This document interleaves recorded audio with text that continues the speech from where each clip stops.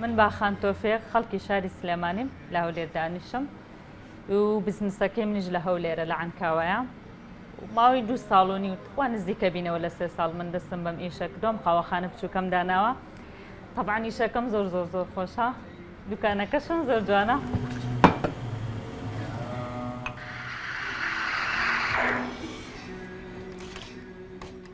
هەروەکو هەموو ئافرەتەکانی تر خانمە جوانەکانی تر ئەم فکرەیەمان چۆن بۆ هات بیرمان کردەوە دوای خوێندن کە خوێندنمان تەواو کرد ئیشێکی خۆمانمان هەبێ طبعاً قاوەخانە لە هەولێر کچ هەیبێ ئیشێکی زۆر تازە بوو کە ئێمە دەستمان پێ کرد من و خوشەکەم بەجددی فکرەکەی ئەو بوو بەس الحەمدوللا ئیشەکەمان نەجاحەتێنا و مانگی 2-3 ساڵە ئێمە ئەم ئیشاکەین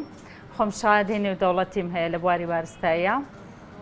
ئیشەکەشمان قاوەخانەی و کێکیش دروست دەکەین هەنێ شیرینی هەیە سپێشەڵە تایبەتە بە خۆمان زەبوونەکانمان مشتریەکانمان داوایەکەن طبعاً بۆ خوێندن من تا 6م خوێند لە دوای 6 نەڕۆشتمەوە بۆ مەکتەب حەزم لێ نەبوو حەزم کرد ئیشێک بکەم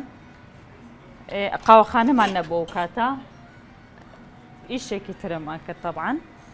طبعاً جوانترین شت لەم دوکانەیە ئەوەیە کە بەیانیان مشتری ئەجنەبیەکانمان ئینگلیزەکانمان ێتەژرۆ لەم ڕۆژانە تووشی مۆقیفێکی زۆر جوان بووم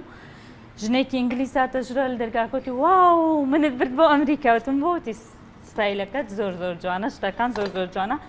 منی تیمام بە شێوازێکی کلاسیک و مۆدێرنیش داوە تقریبان هەردوو بەشەکە هەیە لە دوکانەکەیە و زۆرترین گوڵەکان هەمووی تەبیعیە یعنی تیمامێکی زۆر زۆرم بە گوڵ لاوە کتێبی تایە بەس بەداخەوە خوێنەرمان کەمە هەموو ئێتەژرۆ خەریکی مۆبایلە من بەیانیان کارمەندێکم هەیە الحەمدوللا کە من لەسەر پێی خۆم وەستاوم و هیچ بارپرسێکم لەسەر حکومەتیش و لەسەر ماڵەوەش دروست نەکردووە خەیاڵی خوشکیشم عینەنەویش لە 100 مەتری عینەن قاوەخانەیەکی بچووک و شیرینیشمان تێکەڵ کردووە لەولا لە جادەی غەزالی خوشەکەشم لەوێ کارەکە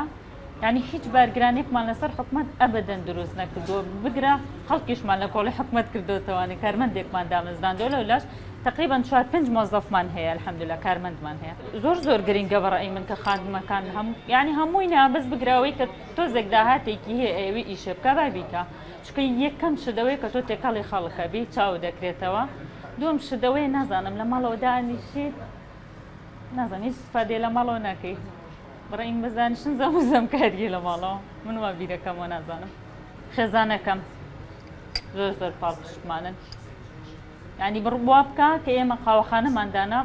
تەسەوڕەکەم یەکەم خاتوون بین بەس ئێستا چەند خانمێکی تریش هەیە من ئەچم بۆ لایەن سەرداریانەکەم و زۆریش پێم خۆشە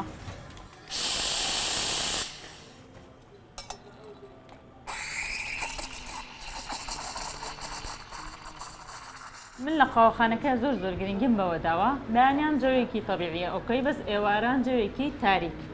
کە زۆر کەسێک لێی ئەکا بۆ گڵۆب زیاترنی ئەوان ئەخر دەتۆ بەیانی لە ئیشی چاو دێشێ حەزەکەم کاتی بۆێرە جەوێکی زۆر نۆرماڵت هەبێ گرنگە یەکەم شت ڕووی خۆش بێ دووەم شت خاوێنی شوێنەکە سێم شت بۆ ئەوەی کە من مەسەڵەن مشتریەکانم کوێن زۆرتر وڵای کوردی خۆمان عەرەبیشمان زۆرە و ئەجانیبیش هەیە بەس کوردی خۆمان زۆرترە الحەمدوللا عافێتان هیچ شتتان پێویستە عافێتان تووشی شتێکی وانە بووم هەنێ قسەیە طبعاً لەم لەولولا چۆنە بێ ئافرەت بیت و قاوەخانەتە بێ و شتانە مەر توش بووە ئیهمالم کردووە من نەڵم مەترسن دەست پێکە هەر چێکرد لە مێشکایە بیکە بڕوا بکە نەجاحەت دێنی بەس مهمیشەوەیە کە عایلە لەگەڵتا بێ خۆشترین شت ئەوەیە و کۆمەڵگایەکەش تۆزێ ئاسانکاری بۆ ئافرەت بکەن بەجددی بارستایەکە کە من دەستم بە میشەکرم قاوەخانەیەمدانا بەجددی بێشەهادە بووم هەروە هاتمە ناو ئیشەکەەوە بەس دوایی لای کاک محەممەد سەلمان ڕاهێنەرێکی نێودەوڵەتیە لەوێتم خۆشە پرۆفیشناڵترانە ئیش بکەم بە شەهادە ئیش بکەم بۆیە چم لەوێ شەهادە ئیتاڵیم هەیە ئێستا دێنم مشکلە نییە ئیسا چی